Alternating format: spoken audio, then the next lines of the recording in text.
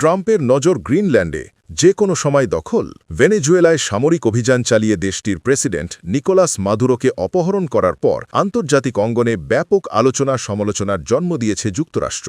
এই অভিযানের রেশ কাটতে না কাটতেই মার্কিন প্রেসিডেন্ট ডোনাল্ড ট্রাম্পের নজর পড়েছে ডেনমার্কের স্বায়ত্তশাসিত অঞ্চল গ্রিনল্যান্ডের দিকে। ইউরোপ ও উত্তর আমেরিকার মাঝামাঝি কৌশলগত অবস্থানের কারণে গ্রিনল্যান্ড যুক্তরাষ্ট্রের আকাশ প্রতিরক্ষা ব্যবস্থার জন্য অত্যন্ত গুরুত্বপূর্ণ। পাশাপাশি দ্বীপটির বিপুল খনিজ সম্পদ চীনা রপ্তানির উপর নির্ভরতা কমানোর যুক্তরাষ্ট্রের কৌশলের সঙ্গে সামঞ্জস্যপূর্ণ বলে মনে করা হচ্ছে। ৪ জানুয়ারি যুক্তরাষ্ট্রের প্রেসিডেন্ট ডোনাল্ড ট্রাম্প আবারও দাবি করেন, জাতীয় নিরাপত্তার স্বার্থে যুক্তরাষ্ট্রের গ্রিনল্যান্ড প্রয়োজন।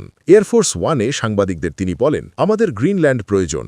এখন এটি অত্যন্ত কৌশলগত। চারদিকে রুশ ও চীনা জাহাজ রয়েছে। জাতীয় নিরাপত্তার দিক থেকে আমাদের গ্রিনল্যান্ড প্রয়োজন, আর ডেনমার্ক তা সামাল দিতে পারবে না। এর একদিন পর হোয়াইট হাউসের deputy chief of staff Stephen Miller জানান, ট্রাম্প প্রশাসনের আনুষ্ঠানিক অবস্থান হল গ্রিনল্যান্ড যুক্তরাষ্ট্রের অংশ হওয়া উচিত। সিএনএনের এক অনুষ্ঠানে তিনি বলেন, গ্রিনল্যান্ডের ভবিষ্যৎ নিয়ে যুক্তরাষ্ট্রের সঙ্গে সামরিকভাবে কেউ লড়াই করবে না।